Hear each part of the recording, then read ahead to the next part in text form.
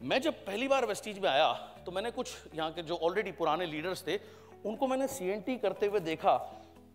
No disrespect to anybody, लेकिन मुझे ये समझ में नहीं आया ये बिजनेस मीटिंग कर रहे हैं या ये प्री मेडिकल का कोई एग्जाम किसी को दिला रहे हैं, उसकी तैयारी करा रहे हैं।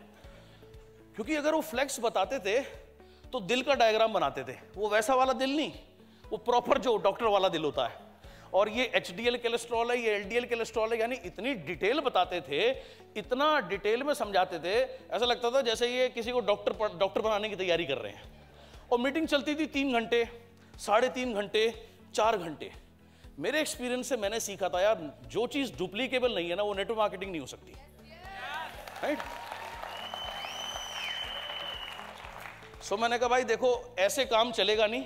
इससे नुकसान क्या होता था, इससे 80% लोग तो भाग जाते थे और जो 20% लोग बचते भी थे वो कहते थे यार सर कमाल की मीटिंग कर सकते हैं, लेकिन सिर्फ सर ही कर सकते हैं, हम नहीं कर सकते।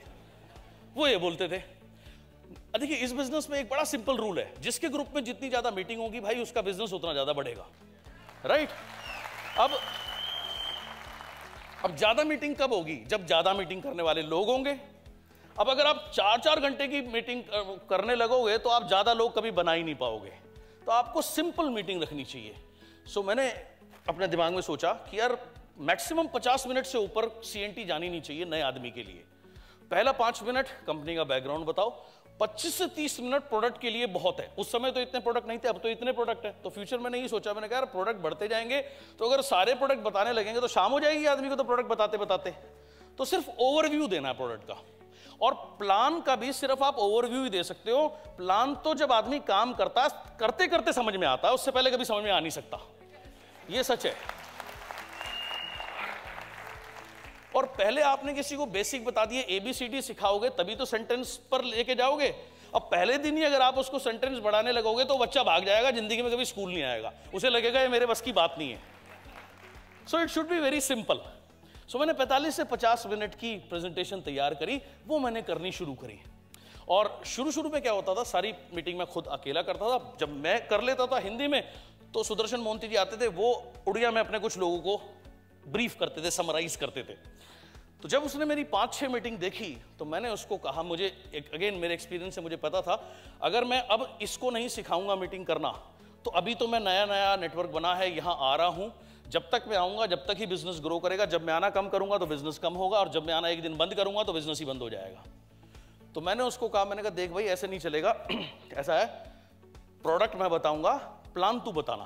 बोला नहीं ये मेरे से अभी नहीं होगा। मैंने कहा तू करता तो है, बाद में मेरे बाद तू करता क्या, अपनी कुछ ना कुछ तो बोलता ही है, तो तू वही तो बदल रहा है, तो तू जैसा भी बोल तेरे को बोलना है। सो ऐसे मैंने उसको जबरदस्ती तैयार किया। एंड जितने भी आपके नए लोग होते हैं ना, आप जब उनको भी तैयार करोगे वो हमेशा आपको बोलेंगे मेरे से नहीं होगा, लेकिन आपको उनको तैयार करना है मीटिंग करने के लिए अगर आपने ग्रो करना है। ज्यादातर लोग गलती क्या करते हैं, उन्हें ये लगता है मैं बहुत अच्छी मीटिंग करता हूं, मेरे करने से लोग साइन अप होते हैं, इससे नहीं होंगे, वो खुद ही करते रहते हैं। आपका पर्पस लोग साइन करना नहीं है, आपका पर्पस है लोगों को ट्रेन करना इस बिजनेस में, अगर आपने ग्रो करना है। सो मैंने ऐसे उसको तैयार किया धीरे धीरे।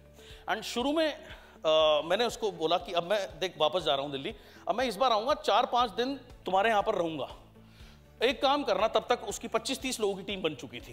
मैंने कहा एक काम करना, आप ना इन सब 25-30 लोगों के घर सबके घर होम मीटिंग रख देना, कम से कम एक सबके यहाँ, जो करवाए तो उसके यहाँ 2 भी रख सकते हो। ईस्ट में थोड़ा सा एक एडवांटेज क्या होता है कि बहुत जल्दी सूरज निकल जाता है गर्मियों में, राइट? यहाँ शबनम जी बैठी हैं, आसिफ बैठे हैं, अगर आप इनसे पूछो, राइट, 5 बजे सुबह सूरज बाहर, लोग उठते भी जल्दी हैं। हमारे दिल्ली में तो 10 बजे से पहले कुछ होता ही नहीं है तो लोग उठते भी जल्दी हैं। तो मेरी कोशिश होती थी यार सुबह 7 बजे किसी ना किसी के घर ना होम मीटिंग हो जाए, 7 बजे, 9 बजे, 11 बजे, 1 बजे, 3 बजे, हर 2-2 घंटे में कहीं ना कहीं यार तू मीटिंग फिक्स कर, ऐसे मैं उसको बोलता था जबरदस्ती पकड़ के। अगर 1 आदमी आए, 2 आदमी आए, कोई बात नहीं, बट होम मीटिंग करा। सो मैं 4-5 दिन डेली मैंने 25-30 होम मीटिंग करी उसके साथ में, डेली 5-5, 6-6 होम मीटिंग करी। उसका रिजल्ट क्या हुआ, 4 दिन में उसकी जो टीम थी 20-25 से वो 80 से 100 के बीच में पहुंच गई। वो बहुत एक्साइट हुआ। इस बिजनेस में आपको कुछ अलग नहीं करना या कोई मुश्किल काम नहीं करना, आपको काम सिंपल ही करना, लेकिन बार बार करना है। सिंपल काम को आप बार बार करो, होम मीटिंग आप बार बार करो। सो ऐसे जब 80 से 100 लोगों की टीम बन गई, दूसरा सिंपल काम क्या, अपने बिजनेस को एक्सपैंड करना। सो मैंने उससे कहा, देख ये मेरा टूर खत्म हो गया, मैं फिर आता हूं 20 दिन बाद, इस बार मैं 1 हफ्ते के लिए आऊंगा। आपका काम यह है 150 से 200 किलोमीटर के रेडियस में जितनी भी सिटीज है ना, वहां हर जगह एक CNT रख देना, होम मीटिंग रखना, होम मीटिंग जहां अच्छी हो वहां फिर CNT रख देना। तो आपका काम यह है, ठीक है। तो उन दिनों मेरा शेड्यूल होता था, मैं सुबह 5:30 बजे के आसपास अपना होटल छोड़ देता था, सुदर्शन को पिक करता था, फिर हम लोग जिस भी सिटी में गए, राइट। हमारी कोशिश होती थी दिन भर में हम कम से कम 3 से 4 CNT कर सकें, और अगर होम मीटिंग कर रहे हैं तो 5 से 6 या 7 होम मीटिंग करें। एंड ऐसे हमने बिल्डअप करना शुरू किया। मुझे याद है हमारा शेड्यूल यही होता था, 5:30-6 बजे मैंने उसको पिकअप करना, रात को वापस आए तो कभी 10 बजे आ रहे हैं, कभी 10:30 बजे आ रहे हैं, अगले दिन फिर सुबह सेम शेड्यूल, और अगर ज़्यादा दूर निकल गए तो जहाँ है वहीं रुक जाते थे। तो एक दिन हमें ऐसे काम करते हुए 10-12 दिन हो गए होंगे लगातार, डिफरेंट सिटीज़ में जा करके। एक दिन वो मुझे बोला, भाई जैसे आप मुझसे काम करा रहे हो ना, मेरी बीवी मेरे को तलाक देने वाली है। मैंने बोला क्यों? बोला भाई 12 दिन हो गए मैं घर नहीं गया, जाता भी हूं, कभी एक आध दिन बीच में छोड़ते भी हो तो 11 बजे छोड़ते हो, सुबह फिर भूत की तरफ 5:30 बजे आ जाते हो। और 12 दिन हो गए मैंने मेरे बच्चे को उठते हुए नहीं देखा। बोलो भाई मेरी बीवी तो मेरे को छोड़ के जाने वाली है। मैंने कहा देख भाई, मैं तेरे को जिस तरीके से काम करा रहा हूं ना, तेरी बिजनेस वॉल्यूम वाली बीवी बहुत बढ़ने वाली है। और जब बिजनेस वॉल्यूम वाली बीवी बढ़ती है तो घर में लक्ष्मी आती है, जब घर में लक्ष्मी आती है तो घर की लक्ष्मी भाई छोड़ के नहीं जाती, बल्कि बहुत खुश होती है। सो मैंने यही कहा, मैंने कहा प्लीज बेयर विद मी, थोड़ा टाइम और। मैंने कहा ये देख, ये ना टीथिंग प्रॉब्लम है। आप देखते हो बच्चों के जब दांत निकलते हैं तो उसको बड़ी दिक्कत होती है, बड़ा दर्द होता है, इरिटेट होता है, पेट खराब होता है, राइट। ग्राइप वाटर देते हैं तो दांत निकलते समय बड़ी तकलीफ होती है किसी भी बच्चे को। लेकिन एक बार दांत निकल जाए तो जिंदगी भर उसी दांत से वो बच्चा रोटी खाता है।